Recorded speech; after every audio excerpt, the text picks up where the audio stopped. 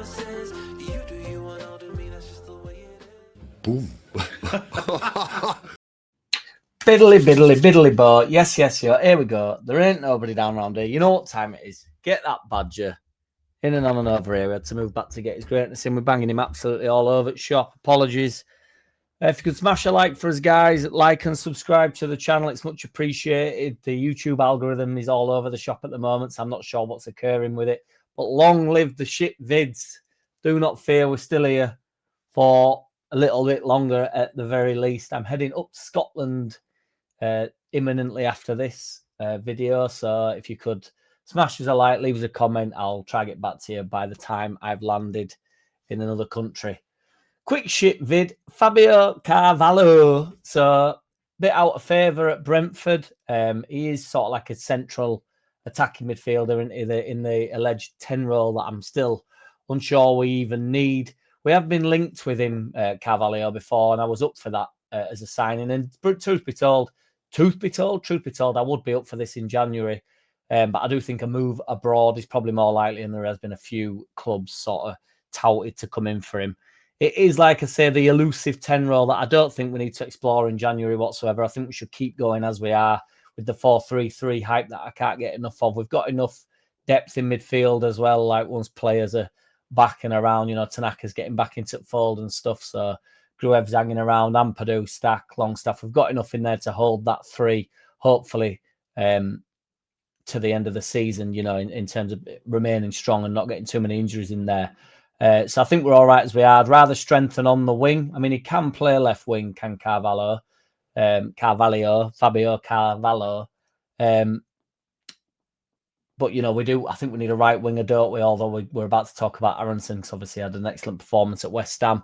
My only worry in terms of because, you know, I keep getting asked on my lives and stuff who I'd want to bring in terms of, or what position I want to fill. And as I say, I wasn't panicking about the 10 role at the start of the season because I don't think Farke's looking to use it. And I wasn't, once we brought Calvert-Lewin in, I'm not particularly concerned about the striker, although I'm aware that, you know, the worry is Calvert-Lewin's fitness. But I do think Mecha can do a job up top for us. It's just if we lose them two, then we're down perhaps onto the scraps. And that's not to abuse Peru Parisli. It's just obviously in the way that we're playing, we're going a bit longer. I think Mecha can get in behind, can work the wings a little bit more. And Calvert-Lewin is a brilliant target man, isn't he? Brilliant hit man. Don't care what anybody says. For some reason, there's a stat floating around to suggest that Calvert-Lewin's not winning headers, which is absolutely mind-blowing to me because unless my eyes are deceiving me. I think what happens is obviously with the stats, you know, you can skew a stat however you want, which we'll talk about in a second with Aaronson. But he doesn't have to cleanly win the header in order for it to be an aerial duel one, does it? It can not win the header, and then the defender then subsequently doesn't win the header. So, you know, we win a throw-in or it goes out further down the pitch or whatever, or I don't know, Okafor's hanging around him and we pick the ball up. So that's still a duel one for me. But obviously, if you're a stiff up in tower marking how many aerial duels he's gone and actually won, then the stats might not back up. But I don't think anybody that watches the Leeds United games thinks that Calvert-Lewin isn't been absolutely immense up top. But yeah, so I'd take Carvalho in on the basis that we play him on the wing because I don't want to start pissing around changing the formation. I don't think there's any need. When we've got Tanaka, Stack, Longstaff that can all play in that sort of like slightly more advanced role, I think they're comfortable enough in like what would be the 8 instead of the 10. I don't want to start exploring different formations at this point in time. I know a lot of people do, but I just think we've looked solid in pretty much every game other than the Arsenal game. Thought we're poor against Burnley, but we don't need to talk about that anymore. Lord Bamford will not be joining Coventry. Bring Bamford back. Let's get him back in January on a lower sum or whatever. I kid. But he has been apparently training with Coventry, and they've got good things to say about him. Obviously, you know, pains me to say, but Fat Frank is flying at Coventry at the moment. I'm not sure if they're still unbeaten, but they're definitely top at league. So, and they're banging goals, and they've got 32 goals or something mad. So, you know, I don't think they're in desperate need for Lord Bamford. I think he'd have probably been hoping that he could go back to a club that are in, well, a good place at the moment and, you know, scoring plenty of goals and try to get back into a competitive championship side rather than, you know, dropping down the pyramid even in terms of in championship if you end up at like what Geldart's doing at Hull or whatever. That is a much more, does Lord Bamford deserve more than that as a 32-year-old?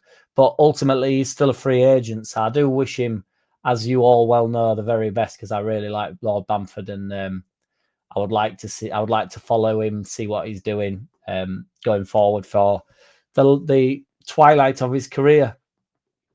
Aaronson has had an extremely good week on the internet, and he deserves that, in all fairness, doesn't he? A lot of ex-pros have been hailing his performance against West Ham. I know West Ham were poor, but the way he carried the ball, it was absolutely on one, in fairness to him. Obviously, hit bar, scored a goal, sniffing around for that first goal. It's a good goal. We couldn't really ask for any more of him. He's also leading the way, which this is a madness. So this is what we're discussing about stats. He's leading the way in terms of chance creation ratios. So no one in the league has more than him. It does have to be said that it's basically how many chances that you've created, how many key passes you are making within 100 passes. So every 100 passes, it's getting, divvied up into how many of them were key passes. Now, the reason why I say that is Jeremy Doku's second to that. But I mean, Salah's fifth and stuff. And I know Salah's been slightly out of favour, even at Liverpool, not been great this season. But Jeremy Doku is not like the most creative player in the world, in my eyes, particularly. I know he's a winger, and they're a top side, so they do, he'll be playing a lot of forward balls, but he's still top, and top is top, isn't it? And he's top of that one. So as I say, it's perhaps a little bit of a case where you can sort of make a stat up about anything, but it does dispel the fact, to be fair to him, that he doesn't create, because the stat basically is saying that every time he gets on the ball, he's looking to create or move forward, which I do think he is, and that's the frustration with Aaronson sometimes. He looks to play the ball forward, or, he overdoes it ever so slightly. And it's like, well, at least he is trying to move the ball forward. He does try and get forward as often as he can. He was on one against West Ham. If you could get even 10% less than that off of him every week, that'd be, do we need a right winger? I joke. I kid. He's also been in contention for player of match week 9, which is ran by the Premier League. That closed at 12 p.m. So you could have got your votes in if you'd have known that beforehand.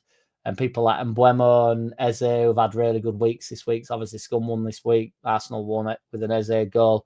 They're in there. So again, he's in good company.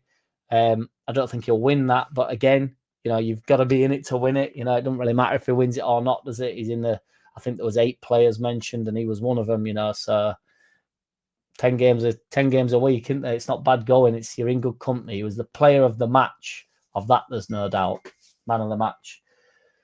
And then I just can't go a video without mentioning my absolute best mate, Longstaff. The bloke's undroppable.